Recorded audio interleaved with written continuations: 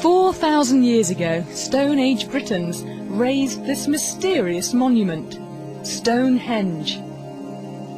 Nobody knows how they did it, how they moved and stood these massive stones. It's a scientific mystery. This man swears he's cracked. He's building his own Stonehenge in his Flint, Michigan backyard to prove it. Wally Wallington's not a scientist, but he knows a thing or two about moving rocks. That's a 300-pound block. This is a 1,600-pound block. Not too difficult. He's a retired construction worker whose passion is moving heavy items. His feats always draw a crowd, mostly family. I thought he was crazy. Who cares about moving blocks around? But then when you look at the magnitude of the weights that he's moving around, it is really impressive, and he's not using any equipment or anything. In playing with blocks, Wally thinks he's discovered how Stonehenge was moved. This is my first Stonehenge arch I permanently put in place. It's 3 blocks, they weigh over a ton each. It's all based on a very simple technique. I found a simple explanation for this, to move a block about the weight of a minivan, would be to place a stone underneath it. And once I balance on it, I can spin it. Of course, with that spin, you've seen I didn't go anywhere. But I got 2 handles on my lever, and I could place another stone on this side. Now, every time I spin a half rotation on each stone, I move the block horizontally, the distance between the stones. With my own output, I could move a 1-ton block 300 feet per hour. Using this technique, he's moved everything from 1-ton blocks to buildings.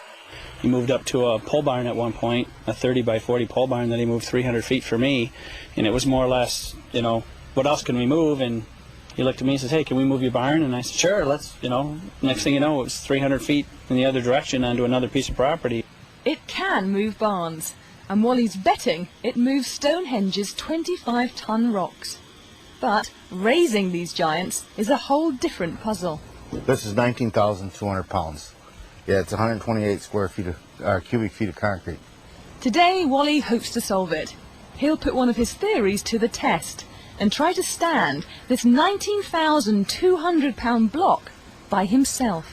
I've tried to do this without any mechanical machinery at all. I've used mostly sticks and stones for my equipment. No pulleys, no hoist, no metal levers. Just try to use gravity, too, I believe is my favorite tool. Whoop. The first goal is getting this block 3 feet off the ground. In order to move it up to this point, I just rock the block back and forth, adding weight to that end, and that opens a gap on this side, and just slide a board in. Then I add the weight to that end, there she goes, and slide a board in on this end. This shoring box acts like a jack, slowly raising the block. It's 3 feet off the ground, but tomorrow is the big experiment, standing it up. The grandkids have taken the day off school, and the cameras are rolling. Hey, you guys watch Papa, he's going to do something wild. They're here to watch Granddad lift a block the weight of 2 bulldozers. It's ready. Yes, it is. Here's how it's supposed to work. The first thing I'm going to do here is release this temporary shoring I have set, and come over here, release some of my counterweights, and that's going to put the entire weight of the block on this rope. So then I'm going to release the rope, come back in, and the rope's going to be my brake. I'm going to guide it into the pit. The easiest way I can explain this is this is just a big teeter-totter, and I got the big kid on that end, and he's going to go down, this end's going up.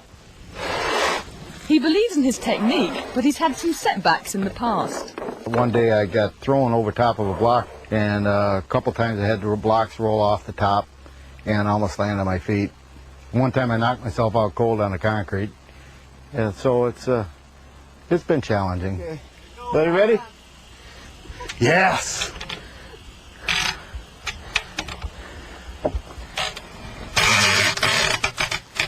All right. Now just start spraying the sand. The sand will wash out and the block will start coming down. Once the sand is washed from the pit, The block's own weight slowly stands it up. Okay, finally, she's between the lines, guys. Looks good. He did it. Thank you, guys. Raised a massive block using a technique so simple that Wally believes it must have been used to raise Stonehenge. If they were to use this technique to raise the stones at Stonehenge, I believe they could have got it done with a lot smaller crew than anybody has imagined before. It won't be long before this backyard is a little more crowded.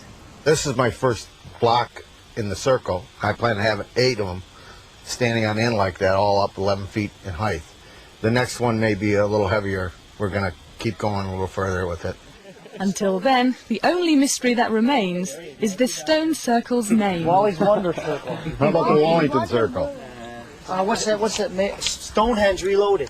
There you go. Stonehenge Reloaded. There you go. That's not bad.